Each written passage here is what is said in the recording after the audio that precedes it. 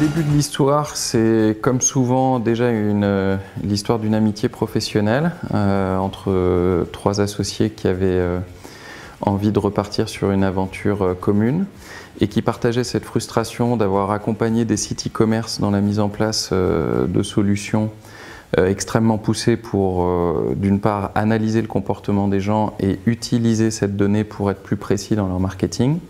Et on s'est demandé comment réaliser ça dans le monde physique. L'analyse qu'on a fait, c'est que le beacon portait génétiquement en lui un problème de reach et que le bon protocole, selon nous, pour d'abord analyser le comportement des gens en point de vente et être capable d'amener une donnée de qualité d'abord aux retailers, c'était effectivement le protocole Wi-Fi. Donc c'est sur ce protocole qu'on a porté nos efforts de R&D.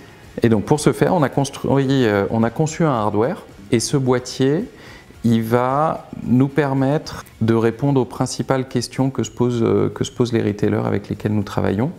La première d'entre elles est « Qu'est-ce qui se passe dans mon magasin ? Qu'est-ce qui se passe dans mon magasin ? Combien j'ai de personnes ? Quel est leur comportement ? Quelle est leur récurrence de visite ?» Voilà, l'ensemble de ces questions qui vont permettre de correctement monitorer le point de vente.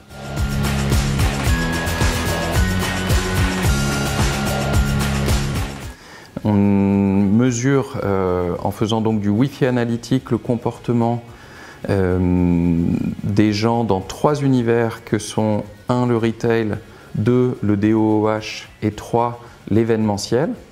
Mais on a progressivement ajouté d'autres métiers à notre proposition de valeur.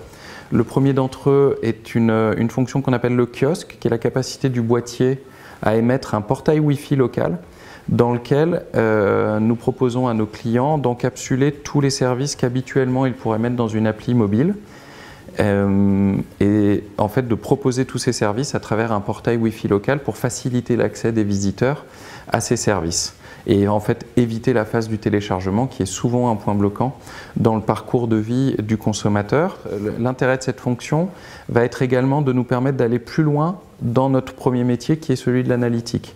C'est-à-dire que sur cette population qui s'est connectée à nos kiosques, c'est le nom que nous donnons à ces dispositifs, nous allons pouvoir collecter un volume d'informations complémentaires qui va venir enrichir nos reporting. Et la dernière fonction que nous proposons, c'est effectivement une fonction de mesure du Drive to Store en provenance de différents univers.